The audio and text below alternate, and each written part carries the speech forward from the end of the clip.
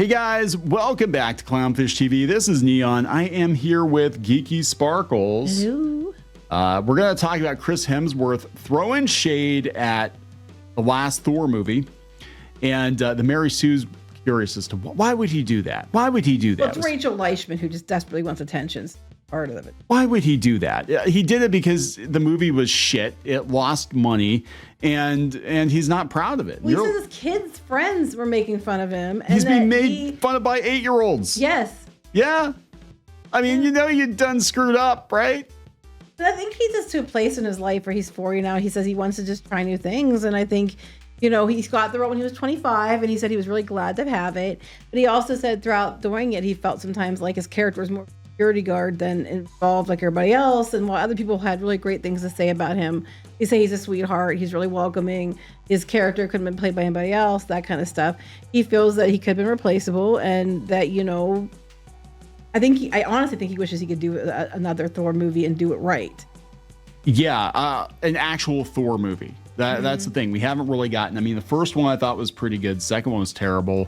Third one was jokey. It was basically Planet Hulk, but with Thor and more humor. And I haven't even bothered with the fourth one because I heard it was god awful. It's Taika Waititi, so I have no. It's Taika Waititi, so it's going to be a trash fire. So let's talk about this. We're going to talk about Chris Hemsworth throwing shade at Thor. But do you think he'll come back for Thor 5? I don't know. I don't know. He might though, because I think he wants to move on to other things. I guess he hurt his back and he's going to get back surgery. But he also seems like he wishes he could have a do-over for Love and Thunder. He said it was a parody of himself. Well, I mean, a lot of people were like, "What's up with Fat Thor? That's stupid." Yeah. And it was just kind of a deconstruction of, you know, the white male superhero. He should be apologizing for anything. He should be apologizing for Ghostbusters 2018. Yeah, that was bad. So let's talk about this before we get into it any further. Please subscribe for more pop culture news, views, and rants, guys. Get woohoo if you do. Woohoo. So yeah, this is piratesandprincesses.net. Who the hell is that? Is that an official Disney site? Chris Hemsworth says Thor: Love and Thunder was a parody of myself. Yeah, so basically it was in Vanity Fair, and he was talking about his Furiosa Mad Max saga. And most of the articles talking about that are talking about how he named his kid after a Brad Pitt movie and other stuff like that. But buried in it, he was talking about the Thor movie, and he doesn't talk about it much. But what he said was, I got caught up in the improv and the wackiness, and I became a parody of myself. I didn't stick the landing. So he clearly doesn't think he did that well. And the movie, it did $760.9 million at the box office, which of course is better than Ant-Man and the Wasp, Quantumania, or the Marvels by a lot. I mean, if you put the two together, you get about the same total. You add the two together. But that was at a time when everything started slipping, because we started going into phase 4, Endgame was over, and people started to realize that this stuff isn't getting any better. Oh yeah. It's not getting any better. And but yeah, he said that his kids and his kids' friends were making fun of the movie. Mm-hmm. This was another interview from before, but he said it was a bunch of 8-year-olds critiquing my film. The kids said we thought this one had too much humor. The action was cool, but the special effects weren't as good. I cringe and laugh equally at it. Go down, he says more. I think we just had too much fun. It became too silly. So he's reiterating comments he made before. It's always hard being in the center of it and having any real perspective. Love the process. It's always a ride. We just don't know how people are going to respond. Well, that's just it. Like when you're filming something, you don't know how they're going to edit it together. You don't know if all the scenes that you're filming are going to make it into the movie. You don't know what's going to look like when they add the special effects. If you're acting against a green screen, like you don't know what the hell they're going to put in there, right? And you do the best you can do, and you hope for the best, and you hope that they don't drop the ball in the editing and all that. But yeah, I think he probably had a good inkling of how this was going to go, because I remember him being. People thought he was joking. I don't think he was joking. He said he was kind of demeaned when they made him strip down. Yeah, I would be. That's embarrassing. Yeah, this guy's a dad. He's a married man. He's probably like, you know, what the hell is going on here? But yeah, they were. Making all kinds of jokes about him, and Taika Waititi's like, yeah, I made him strip down to the buff, and ha ha ha. But they did. They turned Thor into a joke. They made him Fat Thor. They made him depressed in Avengers, and Yeah, it's just like, and he always takes a back seat to the other characters. And I think that's other than the first Thor movie, Thor hasn't been Thor in the MCU. He really hasn't. And it's kind of a shame because he's a powerful character. But again, problematic. You've got a blonde white guy, buff, god-like powers. If you did a movie playing Norse, so, yeah, but you know what I'm saying. So like a Norse god, a white dude, you can't play that seriously in today's landscape because they're gonna be like, you're just saying the white guys are the most powerful. He got Taika Waititi twice. Taika Waititi way too far on Love and Thunder. That's what we got. You rolled the D20 and you got a 1. And twice in a row. And like you said, we did our podcast today for PMP, and you said don't let Taika Waititi anywhere near Akira, which I completely agree with. Do not let him near Akira. Akira is actually very somber. He wants Akira, and he's been talking about Akira. And I think this is the same reason that his Star Wars movie is in limbo, because I think they're like, yeah, you can't do this to Star Wars. Star Wars is already a laughing stock, right? And he did the episode of The Mandalorian where didn't they like punch Baby Yoda in the head repeatedly? Yes. I was like, what the hell are you doing? What are you doing? Well, he did the first episode too, and we almost didn't watch the show because it felt like that's right, he did. Off. Yeah.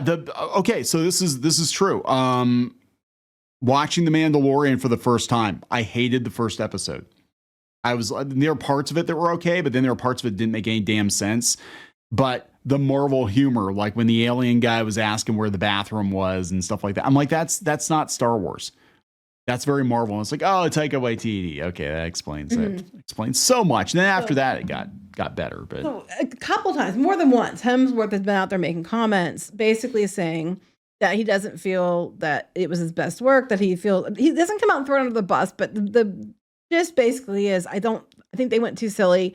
I think we all got too caught up in being silly, and it ended up being silly. And it was 8-year-olds even could tell that it's silly. Yeah, and it was a misfire at the box office. It did. I think it did like 700 million or something like that. Which, but look at the okay, leave the audience score. Now click on. They have they have it disconnected, because usually when they have them, they have it rolled together now. Yeah. But it used to be all audience or verified audience, and a lot of times you could see the difference. And I think they have it rolled together.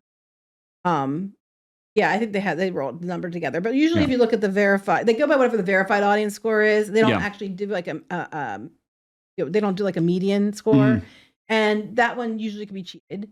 So I would love to see the all audience score, but that one isn't one. I love this, Jacob. 0.5 star. Family Guy episode repackaged as Marvel with less effort. I haven't heard anyone say good things about it. I never watched it because it looks crap. But this is one of the first cracks in the MCU. Like, this movie massively underperformed at the box office, and people were like, "Whoa, gee, we don't know what's wrong with Marvel. it's just superhero fatigue." And now superhero fatigue doesn't exist, according to the Russo brothers. Yeah, bullshit. Stop blaming the audience. Yeah, I did a video yesterday. According to the Russo brothers, there's no such thing as superhero fatigue. It's the audience has ADHD and they don't want to go to the movie theater to watch movies longer than 15 minutes. Even though people went for Oppenheimer, they literally said it was ADHD. That people grew up on TikTok, they're growing up on TikTok, and they don't want to go see long movies. They went to Barbie. They went to Barbie. They went to Oppenheimer. They went to Godzilla -1. Super Mario Brothers movie. Freaking Dune. Dune's like 3 hours. Yeah, they went through all those and sat through it. So that's bullcrap. It's lazy, and once again, typical. Blaming the audience. My fault. It has to be the audience. Has to be the audience. Maybe if you stop, crapping out all this shit. Yeah, so they're like, well, I don't know what else you crap out, but you know what I mean. Yeah, people will turn out for good movies. But I mean, speaking of Godzilla -1, I mean, I said in the podcast that the guy that directed that, I can't think of his name off the top of my head, but he would be perfect for Akira. Like, he gets it. Totally, he gets it. And I think he would be great. But keep Taika Waititi away from anything Marvel, Star Wars, anything that's not a joke. Well, they are a joke now. But Rachel Leishman is very, very angry that Chris Hemsworth is apologizing for this movie because he was in it and he feels the need to apologize. He feels it's not his best work. How dare you tell him what he should and shouldn't feel? Yeah. So now she does say that her dad liked the Thor movies, but so basically basically, I personally like that movie because it means something to me because my dad, and because Right. of it, everybody else, even the guy who starred in it, can't have an opinion other than it being great because she likes it. Is that basically what you're telling me? Yeah, pretty much. Oh, sounds about right for her. It was easier to just hate on the MCU than enjoy it, she says. For whatever reason, the general consensus after Far From Home was to just hate on everything that came out of the MCU. You mean when it became Phase 4 and it became dog shit? Pretty much. Yeah, there were some movies that weren't the best, but they were still all better than Age of Ultron. This is also the person who went after somebody about Doctor Who, not realizing that they're a huge Doctor Who fan and collector. Yeah, and this was look really stupid. God, all these ads. Rachel Leichman, Rachel Leichman went after Gary Nerdrotic and said that he's probably never watched an episode of Doctor Who in his life, and it turned out that he owned a comic shop for a number of years, has a massive Doctor Who collection, has pretty much every episode on Blu-ray and DVD, and a good chunk of his collection it's Doctor Who and Lord of the Rings. Those seem to be his two big favorite franchises. God, look at the ads. They're I know. Well, they're desperate. Very Mary desperate. Sue. Yeah, she also is the one about getting mad about people not like Captain Marvel and keep your hot takes. Dudes, Men keep need your to hot keep takes. it. Yes. Look, here's what's going on. Rachel Leichman wants to keep writing pop culture hot takes, so she writes a contrary opinion.